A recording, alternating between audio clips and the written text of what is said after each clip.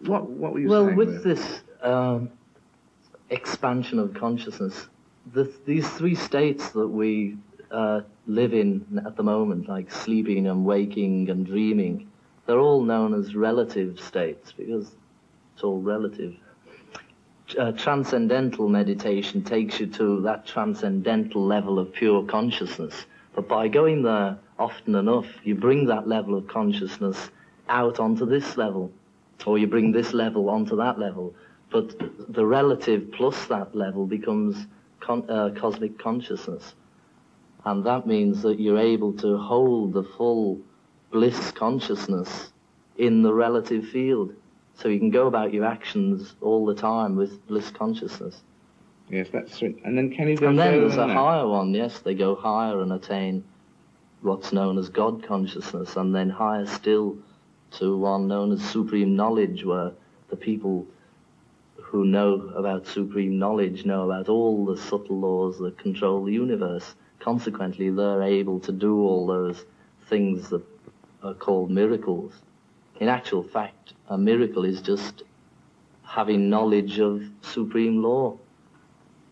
And so that these people are able to do miracles, are they, when they reach this point, also able to live longer and do this? Yes, well, there's lots of cases. There's a book I've been reading about a yogi known as Shivapuri Baba. He lived to be 136, and when he was 112, he got cancer of the mouth and started smoking cigarettes and got rid of it. And there's another one. There's one who's in the Himalayas at this very moment, and he's been there since. I mean, it sounds pretty far out, you know, to the average person who doesn't know anything about this. But this fellow's been there since before Jesus Christ, and he's still here now, in the same physical body. Same suit. But I mean, so that from before Jesus Christ, and it's still there? They get control over life and death. They have complete control over everything, having attained that higher state of consciousness. And this is eventually the aim of anyone who takes that meditation. But a long, long time ahead. Well, I think Maharishi's... life. Pardon? I mean, they don't mean this life. You're going to get that miracle scene. But Maharishi's... Later. A few more lives, maybe. Yes, when you've returned a number of times. Yeah. Yeah.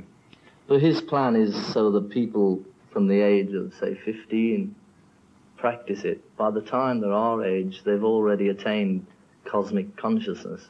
That is the state of Stage bliss. 3, as it were. Yeah. And then they're at an age where they can go and act and manage to change the world a little bit for the better, rather than sort of waiting till you're almost dying and thinking, you know, what is it? We've got to find out where we're going. What's all this thing about death? And then they start panicking, and then it's a bit late. Now, the whole point is to try and find it out at this age, and then you've got your whole life to go and act upon it. And then you set about doing something about the world around you. Well, obviously, if you believe in certain things and other people aren't, as it were, harmonizing with these laws, it's all the thing about the Ten Commandments, all that. It's that sort of thing that certain people have laid down laws, or they've said that these laws exist, and we live within these laws anyway, whether we like it or not. We're controlled by these divine laws. So if you harmonize with the laws, then everything's much nicer, and nature tends to support you.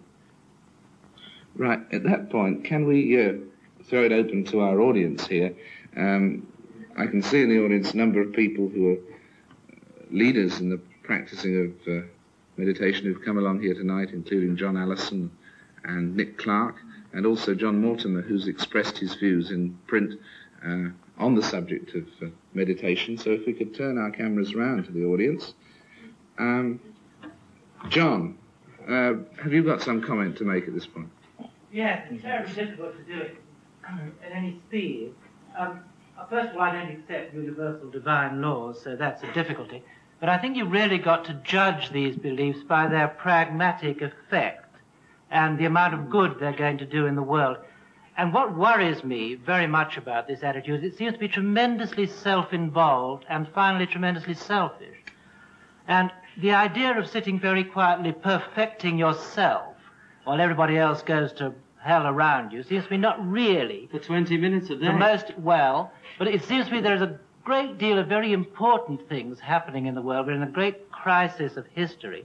And if we all wait to perfect ourselves, nothing will be done about it. But it's 20 minutes in the morning, so you can go out and do something Yeah, about well, all that. all right, if that's all it is. Listening to what we say. But you I mean, see, this kind of doctrine of universal love, in a way, seems to me to end up by not really caring about anybody very much. Well, that's what your I think point one of view. needs is a little well-aimed loathing at things like President Johnson and Ronald Reagan and so on, and not sitting in San Francisco watching the flowers grow and letting Governor Reagan be elected perhaps Well, that's to the not the presidency same of the thing, you United know. I mean, States. that's watching the flowers grow in Haight-Ashbury is not what we're talking about. No, but I think that nothing that you've said has seemed to me to have any real consciousness of the historical crises in which other people are getting involved. But this is the whole point of this whole situation. This is in order to expand the conscious capacity of the mind for right action. And if the intelligence is increased, and if the contentment is increased, and if the energy is increased, this all comes to bear upon whatever the moment may be. Well, This is the whole purpose of this teaching, is for action. But with great respect, that hasn't happened in India. What's happened in India is an enormous acceptance of disaster and the kind of placid... Precisely. Now, this whole point is what is wrong with spiritual teaching has been wrong for centuries. Well, that may be wrong with the Maharishi also. No, because this is precisely the situation which he has come to reform. His position is exactly the position that you're taking up.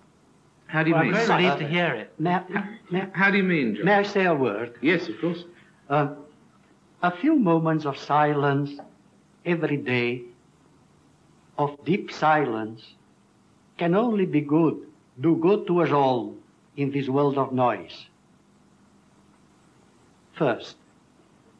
Second, if in these moments of silence, once we are conscious of something deep in us, which is our own being in eternity, independent of our becoming in time, then we have had the greatest and deepest experience of our life.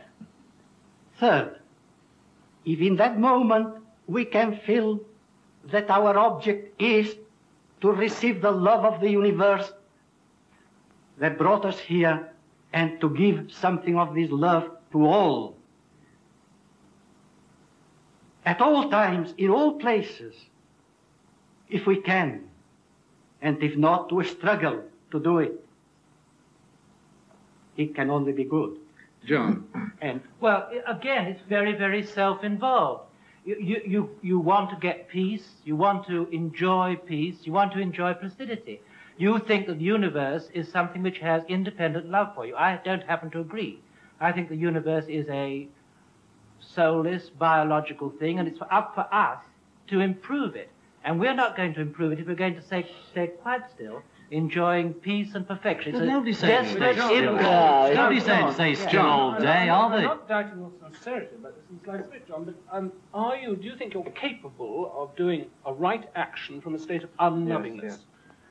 Oh, yeah. And this really, I'm sure you are. I don't think there was much love in Lenin or much love in many, Well, I many mean, yeah. people who've enormously example. advanced the happiness and the progress of humanity. No, but you're like a chap. And if Lenin had stopped quite still and had 20 minutes silence and then contemplated his navel, we'd still have czars. you might not have had the purges in the 1930s. Exactly, I mean, you know. exactly. I mean, It's a very difficult choice for What you. is the basis, what is the motivation of your action and your social concern? You're a man who's socially concerned. On what basis?